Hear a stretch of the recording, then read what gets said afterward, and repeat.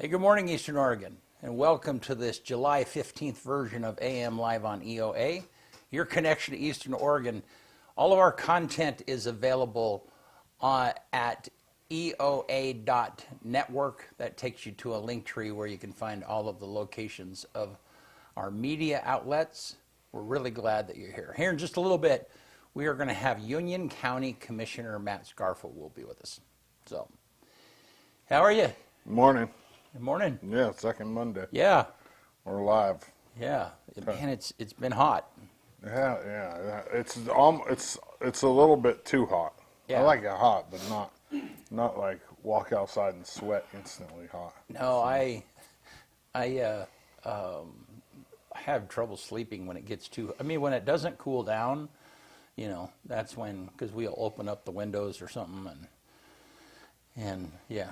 You need to get don't you have an AC in your room? Like a window we AC? don't have. We have one in yeah. So there's a story. So yesterday we don't have an AC in the bedroom area. We have an AC in the living room. So we turned it on. It's an in-wall, and then we blow the air around into the rooms that we want it to be in. And so yesterday I bought one of those standalone air conditioners, that you put the vent out through the window. I have one, yeah. Yeah. But the windows, it's not quite long enough. I can't. For the tube? I can't vent it. There isn't any vent. There is not a window in our bedroom. And so So I got to get a longer tube and yeah. Those things. How many BTUs is it? 8,000. Oh, that thing's gonna cool that room so fast. Well, the room Those that it's things in. Shrink. Yeah, I mean, there's a bathroom and then 2 bedrooms, and I put it in the other bedroom where my office is and stuff, and there are windows there that I can vent out of, but it's still not, it didn't quite do the job. I'll put that thing right next to me. See, and that would be perfect. Yeah, I mean that's what yeah. Yeah, especially at nighttime. I mean, I don't want to be hot at night trying to sleep. No. That's horrible. I saw people talking online about the ideal sleeping temperature, and I think like scientifically it's 65 degrees. I wouldn't doubt that. Yeah, I think it's supposed to way cooler than most people keep their houses. Yeah, I know. Yeah, it's kind of funny because, I mean, the temperature is so subjective. I mean, if you have a cool breeze, 75 will be just fine. I mean, if you have air, but if it's standing, it's like yuck. Yeah. Yeah. And then house temperature, it's all subjective too, especially if you're married. Right. If you like when you're a big dude like me, don't marry like a little teeny lady. Like my ex-wife was tiny and she was always cold. Yeah. So she, no AC.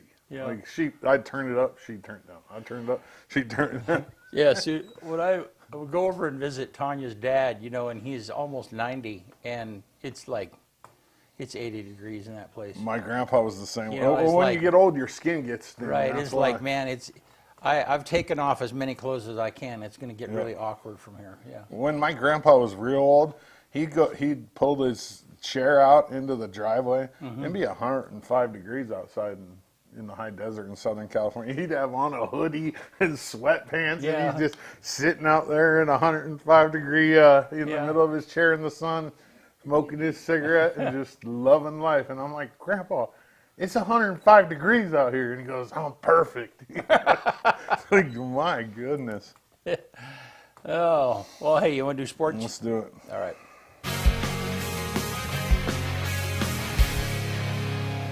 AM Sports Report brought to you by Northwest Furniture and Mattress. Discover your ideal recliner with FlexSteel's perfect match program at Northwest Furniture and Mattress. 5 unique styles designed for ultimate comfort. Which one suits you best? Northwest Furniture and Mattress, Big Red Rocking Chair on Elm off Adams in LeGrand. Quick one today. Let's start with Legion Baseball. The LeGrand 16U Legion team ended their season on Friday at home with a split doubleheader split. Yeah, that's a little wordplay. A split doubleheader. So doubleheader played at 2 different times during the day. And they split. They won one and they lost one. They lost to a tough 18U Fruitland team in the afternoon, but bounced back with a win against Baker in the nightcap. The LeGrand 18U Legion team went to Portland they won. So they played Friday. They were playing in a tournament. I don't remember what the name of the tournament was, but they won both the games on Friday. In pool play. In the first round, they lost on Saturday, and then they came back and played for third place on Sunday and ended up winning that. So they got third place in the tournament this weekend. So that was their final regular tournament of the year, and I don't know what they're doing as it comes to regionals or districts for Legion. I'll know more as soon as I get an email from Parker. I'm on the team email list, so I get all the updates when it comes to what they're doing and where they're going, so I'll let you guys know. We're still looking for advertisers for Shrine. There's a lot going on this year. It's I would say a normal year for Shrine. It's just been, it kind of changed hands and leadership, and so it's been a little bit wonky, but we're doing our same thing. You know what I mean? We'll have the players get here on Sunday night, and they kind of adjust that first night, get right into practice on Monday. Benny and I will go shoot the player intros on Monday and Tuesday, and then that week we spend some time with the kids up there and take pictures and talk about, I kind of get to know them just a little bit, because on Saturday I do color for the game, and we bring Willie Mack over. He now lives in the Dalles, so he has to travel to come over to do the game on Saturday. But it should go off without a hitch again this year. It's super exciting to see kids from all over the state come together for football, and a great cause. If you're interested in supporting this game or advertising during the game, we're here, office at EOA Live TV. Check this out. Hello there. My name is William McLaughlin, and I am the play-by-play announcer for this year's EOA Live sports broadcast of the Oregon East-West Shrine All-Star Football Game. And it is truly an honor. This game means a lot to me, not just because it showcases great athletes from around the state of Oregon, but also because I was once a patient of Shriners Hospital for Children. Shriners' motto is love to the rescue, and they truly mean that. The work they do for children is truly amazing, and it makes a difference. Trust me, I know from personal experience. If your business is interested in being a game day sponsor for this year's game, reach out to EOA TV today. We offer multiple sponsorships, including game title sponsor, game sponsor, quarter sponsor, replay sponsor, and more. Consider being a sponsor today. Not only does it go to a great cause, but it's also a great way to promote your business throughout the region and on the only broadcast of the East-West Shrine All-Star Football Game. Oregon East-West Shrine All-Star Football Game, July 26th, 7 p.m. We'll start the broadcast. I think we usually start it at 5:30. It'll either be 5:30 or 6, and it'll be on everywhere you can find our stuff, plus the Oregon East-West Shrine All-Star Football Facebook page. And the Sports Report brought to you by Northwest Furniture and Mattress. They want to make you comfortable in your own home. All right. Hey, thank you, man. Yeah. All right. Well, hey, our weather segment is brought to us by CHD Developmental Disabilities.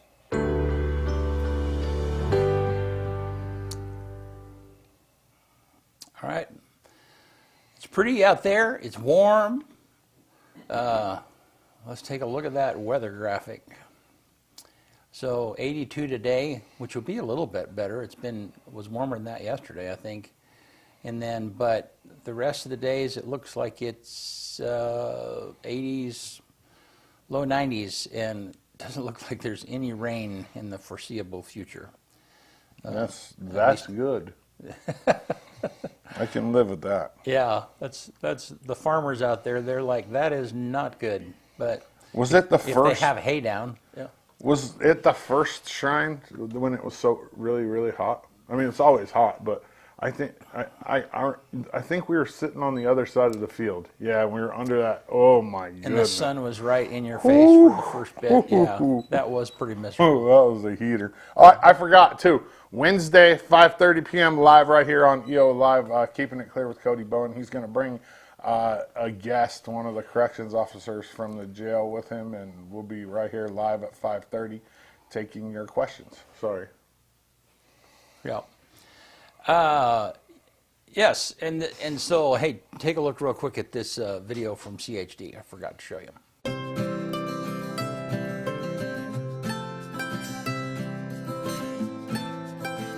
So, Christopher, we're having another CHD conversation about watching out for vulnerable people who might be facing abuse. Tell me about protective services. So when we receive a report of suspected abuse or neglect, the first thing that we want to do is to stop the abuse and prevent it from occurring again. So what we offer is called protective services, and it's everything from immediate protection, advocacy, referral to services, and that can be medical, mental health, domestic violence, whatever it takes to get that person out of danger. And remind us again, how do we make a report? Who do we contact about that? So if it's someone who's under the age of 18 or over the age of 65 or with a physical disability, that's 855-503-SAFE. And for anyone with an intellectual developmental disability or who is receiving mental health services, that's my desk line, 541-962-8889. Thank you, Christopher, for the information, and we appreciate what CHD does to watch out for vulnerable people. Thank you.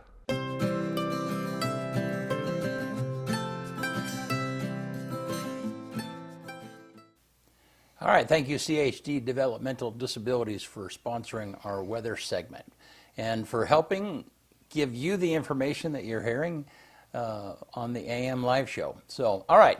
We will be back in just a minute with Union County Commissioner Matt Scarfo. Whether you live on a giant ranch or you just have a backyard garden. Whether you live on a giant ranch or you just have a backyard garden, the agriculture community is a tight-knit group, and we are all a family together, and we need to feel comfortable to talk about our problems with our family. Mental health is with everybody. It's something that affects you, and it's something that affects me. It's all of us, and we're all in it together. I think oftentimes with mental health, people can feel like they are alone and they're the only ones struggling, and I would want them to know that they're not alone. It takes one text or one phone call to save someone from a mental health crisis. Talking about mental health means that you are brave, you are strong, and you're not alone. We as FFA members and we as the younger generation want to help you. So if you're ever feeling alone or afraid, know that there are people of the younger generation that would love to help you. The Agri-Stress Helpline is free, confidential, 24/7, and available by phone or text. The helpline is 833-897-2474. It's handy sometimes.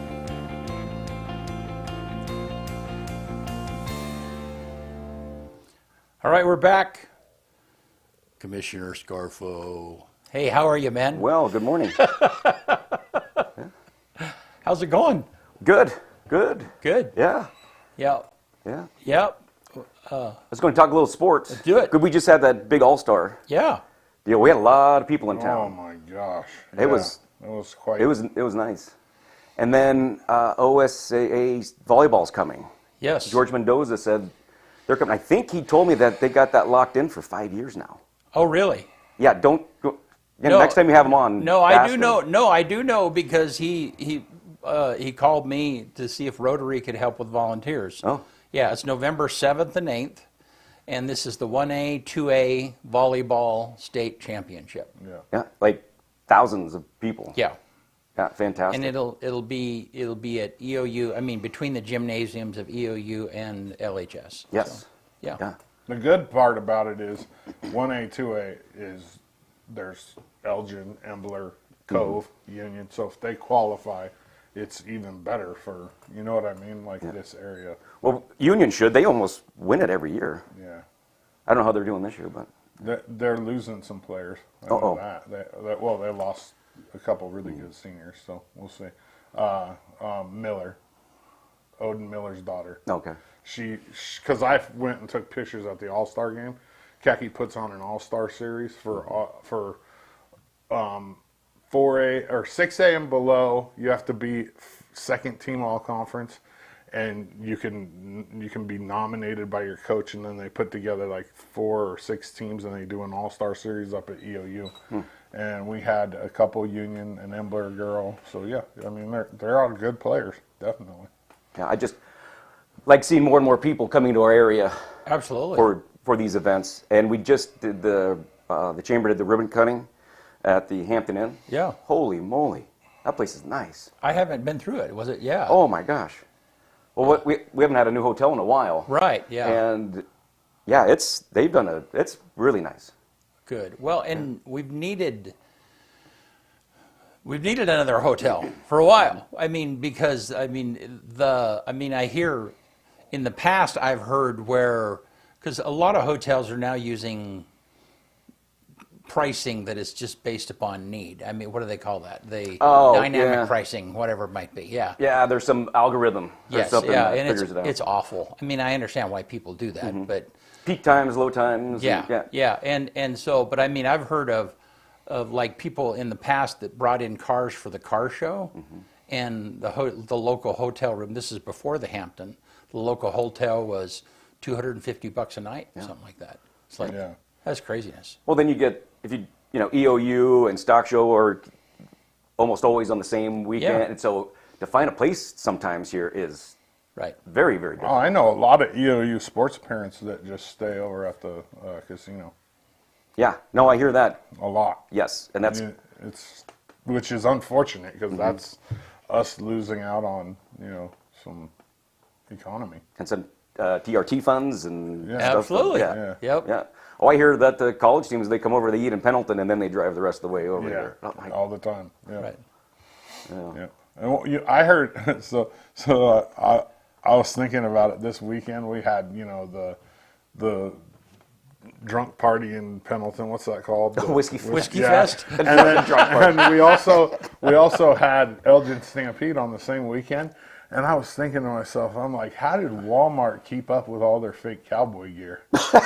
Like, how, you know what I mean? Like the Weekend Warrior Cowboys. Where are they getting their gear, man? With 2 events going on one weekend. But you know what? I was at their fake cowboy gear. No, but what's funny about that is I looked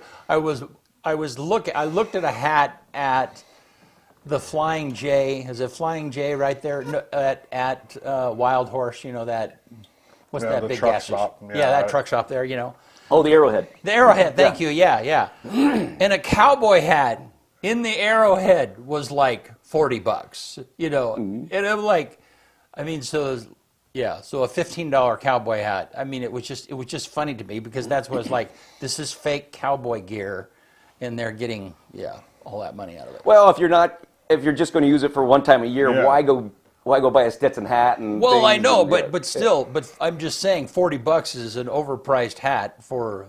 I haven't priced out a cowboy hat in a while. 90% of those dudes are wearing like cinch shirts, and they don't even know what a cinch is. I don't know either. It's part of the cinch on a saddle. Okay. But they don't. You know what I mean? It's like I'm a cowboy one weekend a year, and that's it. No, it was a busy weekend. That was my 24th annual charity golf tournament as well. Oh, it was, huh? Yes. That's right, because I was talking to somebody, and they said they were playing in that golf tournament. Next year it's going to be the 25th, so I kind of want to do something. Ferris wheel. That's the same weekend as Shrine, too. What, next year? Yep. We're looking at maybe moving it for next year.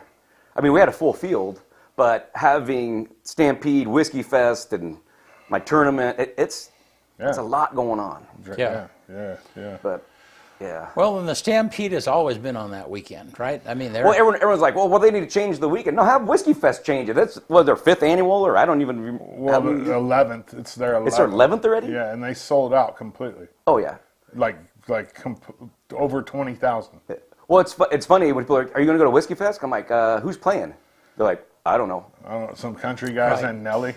Yeah, Nelly. No one ever. They go for the party. Yeah, I don't know if they were going for the music. Yeah, that's why I don't go. Because I don't do that. I don't go because the parking alone drives me up a wall. Nightmare, dude. When I go over for the roundup and stuff, you got to get there a week early to get a parking spot, and then you don't want to move your car. Right. Where do you park? And you get residential up on the hill. And then you've got to cross the bridge or whatever that is. They do have some shuttles and Walmart. You could park in it's wherever you find a spot. You get a little whiskey and a fake cowboy too, and they feel like they gotta be tough guys. I hate that part of it. and I'm a big dude, so like I always get singled out. I always have. You know what I mean? It's just one of the downfalls of being large. I can't believe that still happens. It does. I mean, it's very, very much so. I was just thinking, like in the bar, we haven't had a fight in the bar in 10 years. No. Back in the 25 years ago. Back in my days. Yeah. I was like, not again. Here we go. Mm-hmm. Every weekend. Yeah. No, busy weekend. Yeah. So. Well, how's commissioner stuff going? Well. Yeah, give us the news, man. So, the fairground wastewater project that I've been working on. Yeah. It passed legislation. $2.5 million for the wastewater project. But there's always a twist. Okay, the but. The governor hasn't signed it yet. Why? Is it a separate, its own thing, or so no, packaged it's with in a that whole Christmas bunch of bill. I stuff? forget the number of it. So okay. it's in that capital construction bill. Okay, and so she has 30 days after sine die to sign it to actually put it into law. Yeah. And what day are we on? We have 2 more weeks. Why hasn't she signed it? Have you called her? I thought you had her on speed dial. I have her number.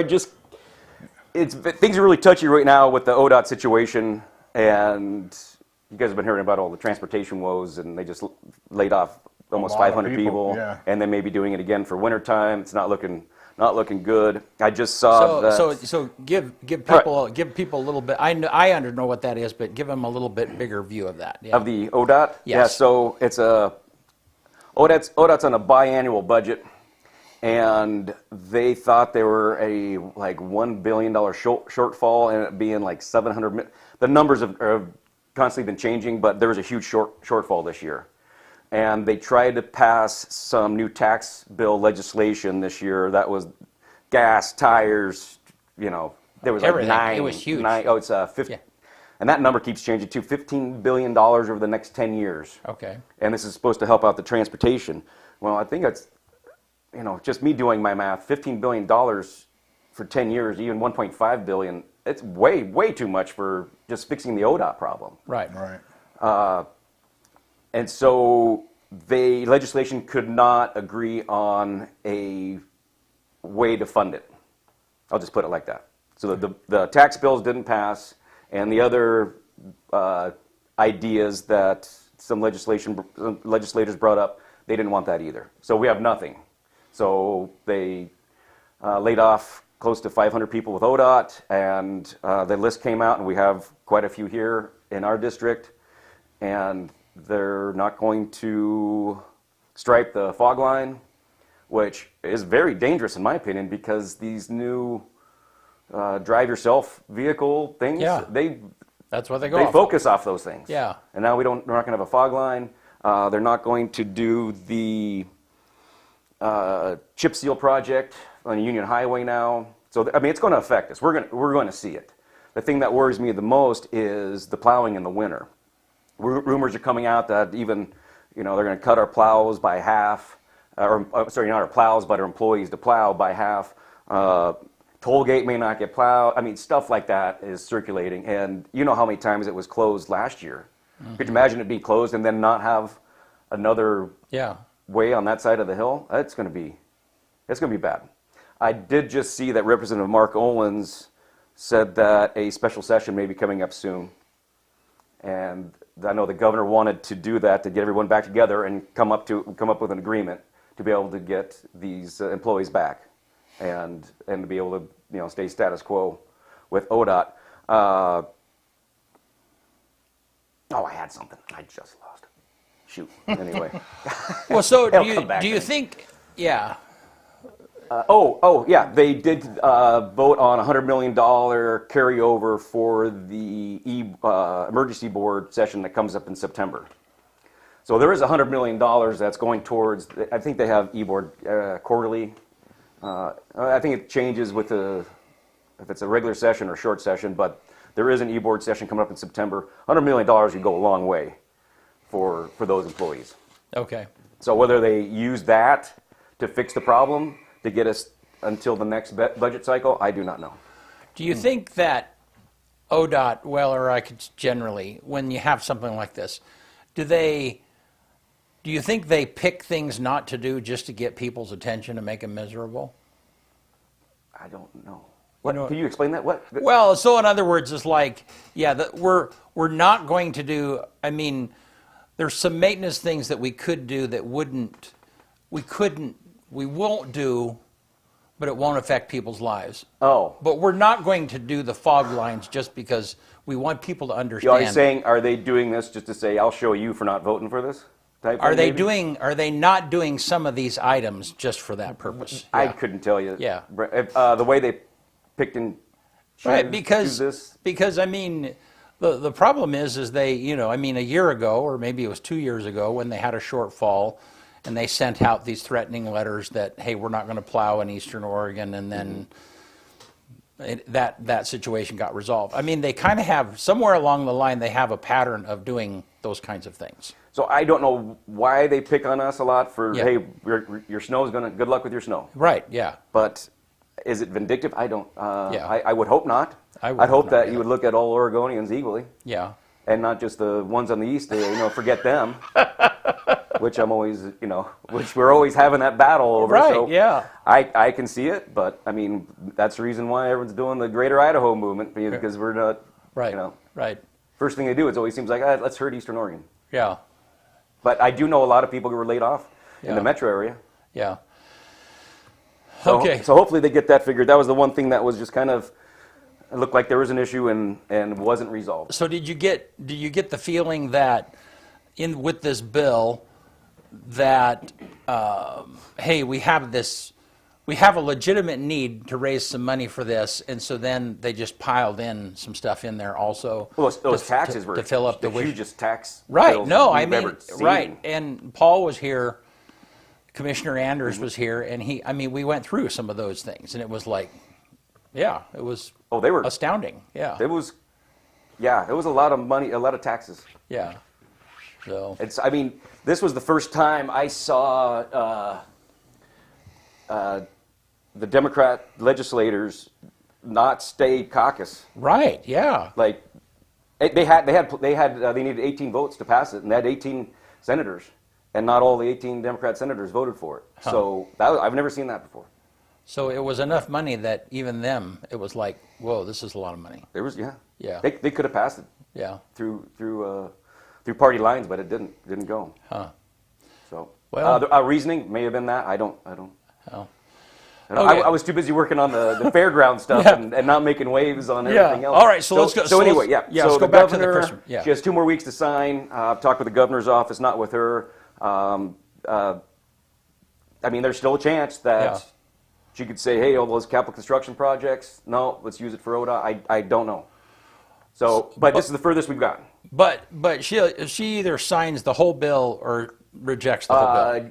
Governor Brown was known to pick and choose and pull projects out. Okay, so that can be done. It can be done, yes. But for the House and the Senate to, say that, hey, Union County, needs its funding, fantastic. I thank them very much. They put up with me for a while. And and it wasn't just me. There was a lot of people that helped out. Senator Nash, Representative Bobby Levy, Jake Sievert, and Paul. Yeah, every time we were at the Capitol. Yeah. And I was there, I think 4 or 5 times this year during regular session. Wow. But exciting. I mean, to actually to get this thing going, man, that'd be great. Now, and you said at the city council meeting a couple of weeks ago that even when they say, okay, you have the money, it still is like a long time before you actually get the money. Yeah, I've never received money yet, but I hear it takes a year or so. Really? Yes. But Why? We do have enough. I don't know. I mean, I know the public sector slow. Yeah. It's like... I mean, the privates, I know both sectors, and it's like, here's your check. Right, yeah. The money's in the bank. We're just going to let it ruminate for a bit and gather interest before we send it out. But the Fair Board does have some money, so we could get started on certain things while we're waiting for the rest of the money. Wow. So. Yeah, as the price of everything continues to... Well, that was one thing that was great was Becker Construction, really smart about this. They they bought a lot of the materials already, like 2 years ago. So it kept inflation stagnant. Great idea. Knowing that the project was going to happen, just already bought a whole bunch, so we don't see those prices going up. So shout out to Becker Construction on thinking ahead right there. Yeah, awesome. Yeah. Well, so do you have your eyes on the next thing for you yet? Oh, there's always. Everyone's like, oh, what are you going to do now? And it's like, that's just like a small part of my job. Right, I know, but that's just so we did bring up the residential treatment facility that our opioid group has been working on. Yeah.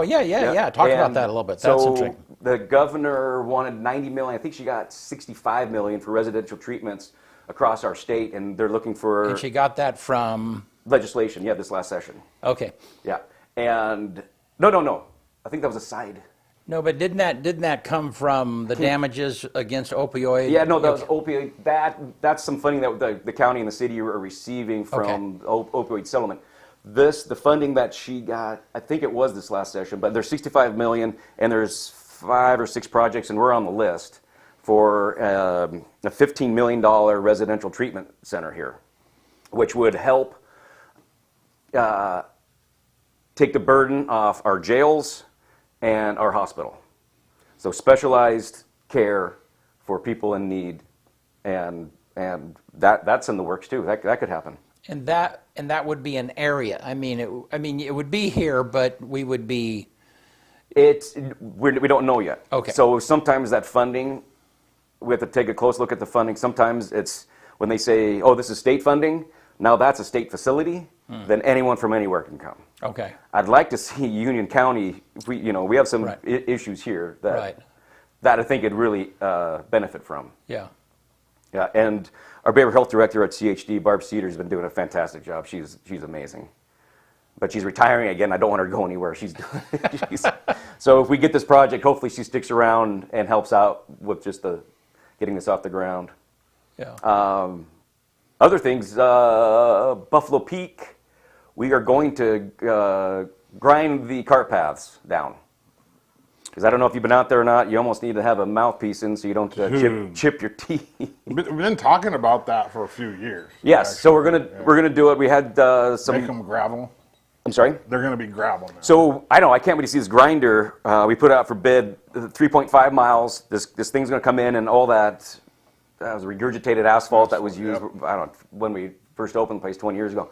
It's going to come in and just grind it into a powder, and which will just hopefully smooth that out. And then we're going to have a little extra money, not much, but I already talked to Dana about it, and we're going to do the hot spots where we need asphalt. And a lot of the old cart paths, we're just going to go let nature take its course. A lot of the lower flat stuff, you don't need a cart path. No. So we're going to let the grass take over, but especially like 1 and 10 going up the hill out in front of the clubhouse, we're going to re-asphalt that. And then back up, 4, 5, and the really 16 steep spots. Yeah. The really weird. Yeah, we're going to get some nice smooth cart paths in, because it gets. I don't know if you've been up there It's been a long time. Yeah. When you get washboardy and you're going downhill and you're in a golf cart, sketchy. It's not safe. No, it's sketchy. For sure. Yeah, so we're gonna work on that and hopefully make it safer. Make it safer. It's a great idea. Yes. Yeah. So that's exciting. That's exciting, and hopefully get playership up.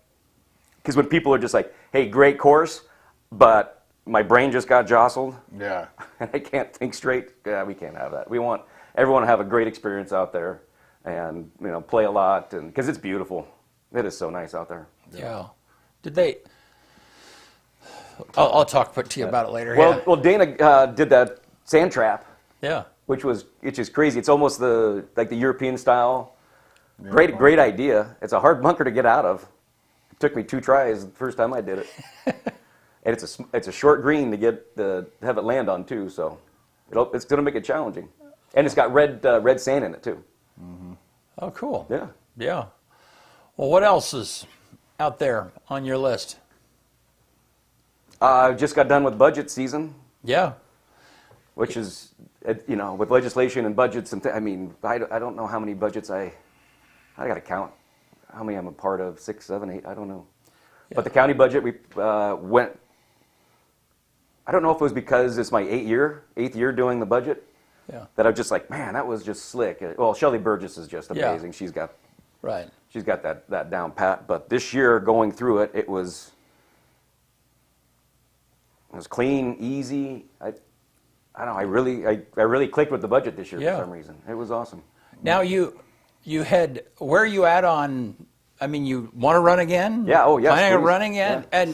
And I mean, and the last thing I heard is that you had asked the county lawyer to. I mean, where are we at on that process? And I'm sorry, and describe what it is that you guys asked the lawyer to do. Oh, just to find out if term limits were like legal, constitutional. Yeah, because Douglas County found them unconstitutional. Right. Yeah. And so, legal counsel, I think he's going to the courts. I don't know where we're at. I'd sure like to see that decision before September. Right. Because September is where you got to. I think it's September 14th, right around the middle of September is where you got to sign the dotted line saying yes, I'd like to run or not run. Right. Yeah. I could see an issue with if we don't find out, and say it's not until January, and we have 9 people running for 2 open seats, and then all of a sudden, oh, hey Matt, you can run, and then next I'm running against 9 people, and maybe those people will be like, well, shoot, I didn't want to run against you, and I should have been in the other seat, or and I have and I've thought about that. Is like, how do you? I put in early when I was running. I put in early, and so I knew who was in the race. But, and it was only 1 seat. Yeah. It's certainly more complicated when, I don't want to run against you or Paul. No way. Yeah. So when I first ran, there was 2 open seats. Right. Yeah. But then Colleen and John got in on those 2 different seats, and I'm doing all right, which one am I? There's strategy involved and all that. It's like, all right, who you want? I was like, I'll go in John Seaton. Well, and that's why, like the city council have kind of eliminated the seat positions from the election standpoint. You just the top 3 or which is not a bad idea. No, it works out. There's a lot of cities and stuff that do that. So and everyone thinks that my seat is special. Like all of our seats are specialized. Like, oh, Matt's seat is law enforcement, CHD, but no. It's not. That's all of that can change. Oh, every year. Right. Every year. Right. But like I mentioned last year, it's since I've been in CHD so long, to have Jake, learn what I've learned over the last 8 years. But with the elected position, Sheriff Bowen, I know his budget very well. Kelsey McDaniel. So there is, but having them be an elected official in that department, if Jake's like, hey, I'll take the sheriff or I'll take DA, I got something going on, I could see that happening. Yeah. Because the learning curve on that, the sheriff's got it handled, the district attorney's got it handled. But some of these other, CHD, that's a lot. Community Connection, their budgets are huge. So let me ask you maybe a difficult question, I don't know, but so looking back on it, not just, I know that you're a liaison to certain areas, but now that you've been into it for a while, if you could pinpoint things that you wish we could correct in some way or another with money or funds and I'm not talking about just anything, but things that we could strategically work on to make Union County more friendly for people to move into or to promote economic growth, or what are some of those things that it's like, man, this is a real problem. You're like, this may be a difficult question because what is the answer? Right. That is such a... I know, yeah. It could be, you got to go to housing. Yeah. We talked about it last time on the show. It's like, hey, okay, we're getting 100 new jobs brought into our area. What can you do about housing, though? Yeah, so very difficult. Right, yeah. It's not it's super complex. Well, where? Right. We have the best seed ground in the world. Right. And just to start tearing it up. Right. For housing. But part of the issue is, with housing, as is that nobody's building right now because of labor and prices are just through the roof. Interest rates are cranked, and prices haven't, Yeah. prices are, I heard, finally kind of trickling down because no one's buying and selling. Right, and people don't understand that they're not building because builders can't make money everything is so high, they can't make a profit on what it is they're building, and so that takes the incentive away to build. I always thought that we're going to see a little dip rate, like starting, I thought it was going to be the first quarter because prices were so high, COVID money's gone. Yeah. And Home Depot's got, at one point, got to say, no one's buying screws and lumber At this price. at this price. Right. So, but it's not coming down Right. as fast as I thought it was going to. I thought we were really going to see a correction, in my opinion. Yeah. But interest rates barely are trickling down. Prices are barely trickling down. I mean, so there must be still some money out there that How do people you are, feel it in the? Do you feel it in the business and in the restaurants? Yeah. I'm not as dialed in the business Yeah, as much right. anymore. I have two managers now, so Right. I do see my monthlies and my quarterlies, and we're maintaining. Yeah. Well, and that's Well, we haven't raised our prices. We haven't. I can go there and get a breakfast sandwich and hash browns for $10, dude. Yeah, it's still we're still like that's the hard thing is minimum wage just went up, and to raise my prices it's very, very difficult around here. Shoot, I don't remember last time my beer prices were raised. I don't know, 8 years ago, 9 years ago, and the cost of beer has gone up right. 50%. Right. So yeah, it's not. But here, I always said like, I don't have overhead. All my expenses are gone. I own my places outright, so I don't have lease. I don't have rent. So that helps me out quite a bit. And I'm over 20 years now in this business, and I'm kind of just on idle. Right. But and I don't want them to go get worse. But right. Well, and I mean, this is a little bit of hold your breath economy right now. Yeah. It's just like, let's just. Let's just maintain. Let's just try and survive. And see what happens here. Mm-hmm. Yeah. So. Yeah, but that's a tough question. Yeah. We definitely need some housing. Yeah. Yeah. But like where? I know the city's trying to do that one little triangle extension out there, but they're running into some water issues also.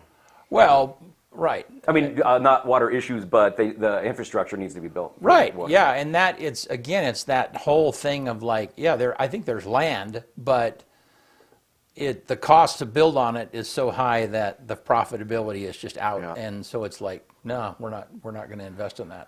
Well, putting the water and sewer across the highway and the Grand Ronde River, it could open up maybe more housing on that side. Yeah. I remember Director Hartel, our planner back in the day, was saying if there will be growth expansion through the urban growth boundary, it could be over there on that side. Yeah. So. On that far side of the river? Mm-hmm. Yeah, on the fairground side. Yeah. Yeah. I do know that I'd love to see more houses get built there around Buffalo Peak. And some of them are going up. Plenty of room for it. It's pretty, I mean, there's some hosts. I went out there the other day with Dana, and there's some homes there's some nice homes out there. Yeah, the problem is it's probably extremely expensive. I don't know how much lots are, but down there by the 9 T box on the west side, they got there's some homes going in there. Yeah. Well, and a lot of people don't. I mean, we need pricier homes. We need places for expensive homes because there are people that want to buy expensive homes, but right now they're in a home less than what they want, and so that's part of the housing issue. Yeah. Is that if people who have funds can't find the place that they want, then they're renting something lower than what they want, and that compresses the market. Mm-hmm. So, yeah. No, we could use some more professional people's homes. Yeah. Yeah. What's the proper term on high income homes? Right. So. Yeah. Yeah. Well, anything else that's been burning up in your head? I don't think so. Well, we had Buffalo Peak. Yeah, we're almost talking about the same things over and over again. Yeah, that's all right. Yeah. It's kind of. Anybody have any questions for me out there, Donzie? No. I'd sure like to see that. More people. Yeah, interacting. There's people watching. Yeah. They could ask questions. When I first started getting on was COVID, and shoot, we could be on here for 2 hours and field 200 questions. Yeah. But yeah, I'd appreciate people have more questions about stuff. Yeah. I always do it every time. 541-963-1001. Scarfo at union-county.org. Or come see me at 1106 K Avenue. Yeah. We have a meeting tomorrow. I'm sorry, today's Tuesday, right? Today's Tuesday. Yeah, tomorrow, all day. 9 a.m. Not much on the agenda, but. Is that the regular county commissioners Yep. meeting monthly, or? Yep. Is it a We have monthly it two a month, and usually a work session. Usually first and third Wednesdays, regular meetings, work session, second Wednesday, and then the Greater Idaho is every 4 months. And Greater Idaho. the last one I felt bad. I told up because the first one we had there was some good banter back and forth, and it's like it's always kind of entertaining. And then the last one, like it was 15 minutes. Are people still pushing for that? The Greater? Is there? Oh, they still have that committee, yeah. Yeah, but are they like gung ho about like we want to become Idahoans? Well, I mean, Yeah, and I mean, they're there, but I don't. Somebody was in the Embler parade with a vehicle. That was the first, move the border, and so I was. Yeah, so I think the conversation is still out there. Oh yeah, it's there for sure. Right. There was Representative Evans.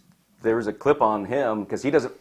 He says if you want to move out of this state, you should not be receiving any capital construction funds or anything from legislation, which is kind of not. It's like. I mean. Yeah, but the thing is, we didn't vote to move. We voted to have the conversation. Well, and see. And in my opinion, that's a difference. People, right? It is a difference, yeah. and that is often confused. I mean, when you hear in the national news, you'll hear about like so many counties have voted to be a part of move the Idaho border, and it's like no, that's not what they voted for. They voted to have meetings to talk about it. Yes. That doesn't mean that they're voting as a county to move the border. If it goes on the ballot saying. Would you like to be a part of Idaho? I think people may vote a little bit differently than having just a conversation. Right, on it. but the vote was, do you want to have monthly meetings or quarterly meetings? Do you want to have quarterly meetings to talk about? Some of them are 3 times a year, some of them are 4, depending on the county. Right, but it was you're voting to have a meeting, correct. Not voting to move the border. Correct. Yeah, and that is often misunderstood. Yes, I agree. Either that or people understand it and they just inflate it differently, which happens quite a bit. Yeah, yeah, no, I've always felt like, certainly I understand the frustration that people feel, but the practice of that is just insane. Yeah. Oh, I did get some news. I went to the Island City Hall meeting last night, and Patrick Heeman's he's a counselor out there, and he's also our transit manager at Community Connections. He said that we're going to get not Greyhound back, but another company. Oh, good. Yeah. So some kind of transit. I don't know what the company name is, but it's in the works. That's good. Like for like a local. I think it's Greyhound-like. Oh, okay. So like a interstate. Yes. Type yes. Deal. Yeah. And we did lose some funding transit. Well, we didn't lose it. There was froze with it was federal monies coming in. So I don't know if anyone's noticed. A lot of the routes have been changed around town, but we're still trying to accommodate for the best we can to make sure people can get to A and B. The Greyhound. I'll tell you one of the funniest things I ever did. Right, I just hopped on a bus for fun.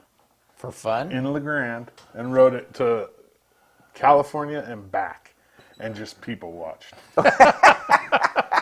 Dude, no, I'm being serious, because that takes you through the Greyhound. When you take it from here to LA, it takes you through Salt Lake City, through Vegas. So you get all these, How many days was that? It was like 4.5 days, 5 days. Yeah. Oh, they so you make it pretty well. You were moving. Okay. Yeah. There was no I mean, it's a straight. There are stops, but you cruise pretty well. And then you sleep on the bus. Yeah. Well, yeah. I mean, it's running the whole time. Yeah. You it's like a train. Sit in your chair and you just people watch. They brought the drug dogs on in Vegas and went through it was wild, dude. This was 15, 20 years ago. This was before I was married, so it was quite interesting. It was that I would think, and so. It was fairly cheap too for that kind of like entertainment. And I met so many people, so many just random, it was actually really cool.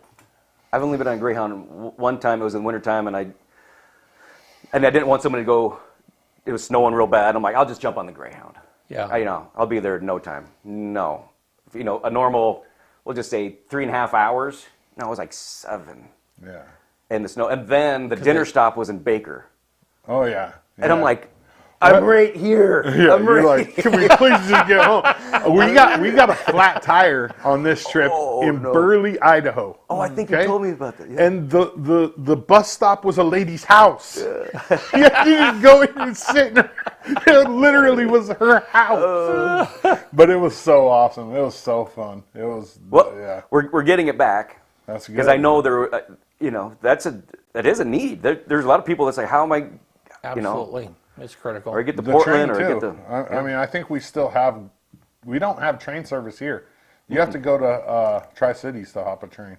Yeah, they kept trying to bring it back, and I've been to some of the forums on, hey, let's see about getting Amtrak. Yeah, Amtrak back. Because when I first got here in '95, we had it. Yeah, another story from me. I was on a train that derailed one time. What the? In Southern California. Yeah, I was on my way from where my mom lived, where we lived at the time, which was like Poway area, which is San Diego, and I was riding the train to Lompoc, which was where my grandparents lived. My grandpa was the warden at Lompoc Federal Penitentiary, and the train derailed. It didn't tip over, but it derailed, and he had to drive an hour and a half and come pick me up. I was like 8, 7 years old. I was by myself on the train.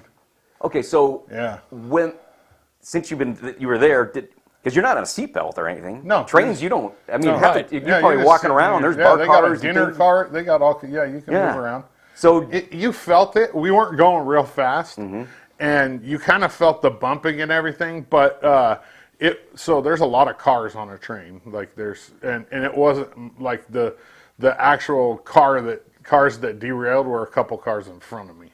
So I was on the train, but I wasn't on any of the carts that actually went off the rails. When you see those photos and they're all piled up, and it's turned. You're not in a seatbelt, so you're just getting. That's why people get mangled in train wrecks. You know, I mean, it's like. I've been on a couple in those bullet ones. Boy, you're not making it if that thing derails. Those things are going way too fast. That must be that's probably weird. Is it quiet in those? Yeah, it's I enjoy them. They're smooth. And they get you from A to B real quick. Well, and that's one of the issues of infrastructure. People don't understand how expensive that is. You know, I mean, and so I mean, I wish we had the train coming through with passengers and stuff, but sometimes it's just dollars and cents. If you don't have enough passengers that rides a thing, it's super expensive. You know, and I don't know if that was the reason why it left here, but I'm guessing that's usually Hey, it's not penciling out. Right. Yeah. But and so then you have cities, cities that spend hundreds of millions of dollars on rail, and they're never near capacity. I mean, they're used, but they're heavily subsidized in order to keep running. Yeah. Trains are expensive. Yeah. I'm on the WERA board, Wallowa Union Railroad Authority. Yeah. And it's from Elgin to Joseph. That line there, and they run the excursion train on it, and if something goes out, it's $10,000. It's like it is not cheap to run those things. Right. I wish somebody in town. So EOA Hills Winery is over on the west side, and they do this thing where they take a bus, and they supply you with, your beverages, alcoholic and regular, lunch, and a ticket to a Mariners game, and they drive you there and back. Somebody in this town needs to start something like that. That would be. Well, they had the train that used to show up to the Mariners. Like you go from Portland. Yeah, they used to. Yeah, I don't think it does anymore. And that train it'd come in and they'd hit that horn, and I'd spill my beer almost every time. But we don't have a lot of stuff like that around here, like that encourage people to do things together that you might not normally hang out with, but you end up on a bus going to a Mariners game, and it would be great for just building community, I think. Yeah, that's not a bad idea. But the excursion train they bring in, you'd be shocked. Does it still run? Yeah. Does it? Yeah. It does. They have a couple more. I look at their schedule, but we shut down they shut down in August for fire danger, because trains, they spark, and we do not want to. And that back in the mine there, you do not want to start a fire back there. No. But they get people from New Zealand, Germany, like all over the world, come every single year to Elgin. To go ride that train. Yeah, and I mean, I've never done that, and I need to. Yeah, let's go do it. No, but it's funny. I almost bought tickets the other day. I mean, not the other day. It's probably 6 months ago or last year. And then I went on their site, and I mean, it's close to $100 each, and that stopped me. It's like, oh man, that's a lot of money. But if Tanya and I go out and eat somewhere, I mean, it's $100 is not $100 anymore. $80.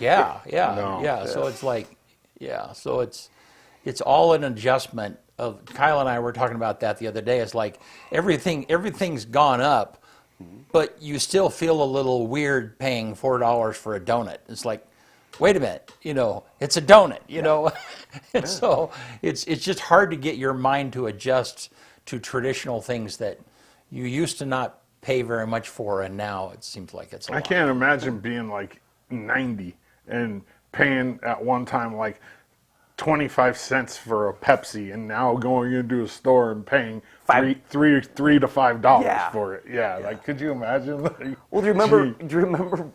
It's like buying bottled water. I was like, why? Nobody used to buy bottled. I was like, when they came out, I'm like, this is the worst business idea on the planet. Yeah, because it's free. And now I got 5 cases at my house. When we were kids, nobody had a water bottle. But you know what? For me, it's not. It's the convenience of having something cold contained. It's not. I'm not a. Yeah. Well, I bring this with me, and right. But it's not a. Because I hate the plastic thing. It's like just fill it up. But we always have like in case of emergency, we have the cases in our garage, and in case something bad happens. But the preppers, we're prepping. Yeah. Do you have a generator? No, I do. Yeah, but it's not hooked up to the house. Okay. Oh yeah. It's like. Yeah. But no, it's funny. But that was, it's like the water fountain's right there. It's like, why am I going to go? And now, if I'm coming back from Salem and I ran out of water, I'm like, oh, here I go. I am buying water that is free. Yeah. Almost free water fountain. They got us. Guilty. Suckers. Yep. Bottle something. Yeah. And these days, if you go into a store, the bottled water is practically the same. It's probably tap water. But I mean, it's the same price as a soda, oftentimes. Yeah. They're just sitting there like, oh, I got him.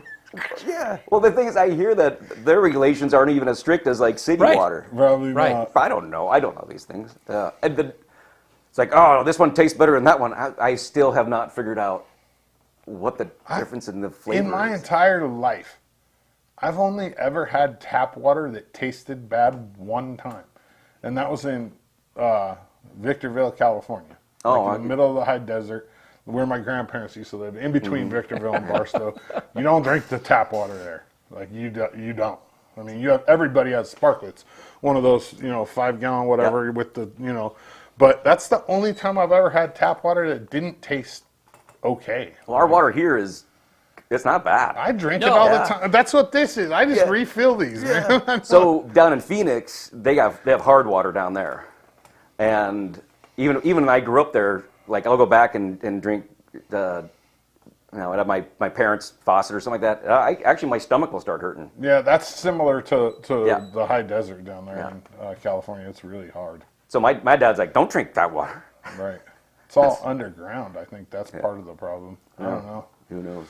Yeah, but it's minerally. I grew up. We had hard water too. You know, very minerally. Yeah, it's funny. Years ago when I was a student, I was traveling in Colorado with a group, and somebody took us out to dinner, and we were at a restaurant, and I took a drink of the water, and like, that's good water. And the guy goes, well, thank you. And the host, who was like, yeah, I'm in charge of the water facility here for the city, you know. Made it myself. It's like, it's like, well, thank you. Is it just H2O? Is it the same ingredients? Yeah, I don't know. That was the first time I realized, like, well, yeah, there probably is a guy that's in charge of that stuff, and that's you know. Anyhow. Yeah. Well, Matt, thank you, man. Yeah. It's always a pleasure. Yeah. Yep. Yeah, maybe next time. Yeah, when am I up next? Probably in fall? Probably. 3 months from now. 3 months? So where are we at? July already? Yeah. Shoot, summer's almost over. August, September, October. Yeah. October, okay. Probably. Yep. Yeah, well, hopefully by then we'll know something on ODOT. Yeah. And, we'll probably know something on term limits. Yeah. Well, yeah, we'll have stuff to talk about. All right. Yeah, Well, thank you. I never come prepared. No, you're good. It's not a problem. If there's ever something, let me know. We have a way of burning up the time. Yeah, I can talk. Let's see. we appreciate You're it, man. back October 21st. Yep. Perfect. All right. Yeah. You want to get us out of here? Let's do it. All right. On this day, which is July 15th, 1799, the Rosetta Stone is found in the Egyptian village of Rosetta by French captain Pierre Francois Bouchard during Napoleon's Egyptian campaign. 1916, on this day, the Boeing Company, which was called at the time Pacific Aero, formed by William Boeing in Seattle, Washington. 1933, on this day, Wiley Post begins the first solo flight around the world, completing the journey in 7 days and 19 hours. 1948, on this day, Alcoholics Anonymous is founded in Britain. 2012, this is how limited this day was. I had to reach into my bag here. Korean pop singer Psy releases the single Gangnam Style. It becomes a worldwide hit, and it was #1 in the charts in 36 different countries. That's crazy. Which is crazy because it's so terrible and he's so nerdy. Dun, dun, dun. Yeah. That dance, too, Yeah. was just... Gangnam Style. Well, it was this, like, weird thing you Yeah, were doing. yeah. The #1 movie in the country on this day 20 years ago was the remake of Charlie and the Chocolate Factory with Johnny Depp. And then the quote of the day comes from Friedrich Nietzsche: "To live is to suffer.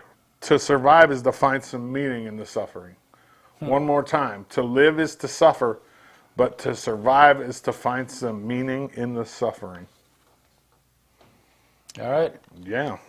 Thank you, man. Yeah. Yep. Thank you, Matt. Glad you're here with us. Yeah, good to see you guys. Yep. Yeah. Anytime. All right. So don't forget, tomorrow night, Keeping It Clear with Cody Bowen right here. Yep. 6 o'clock, right? 5:30. 5:30. Okay. 30. All right. Yep. We'll see you guys soon. Later.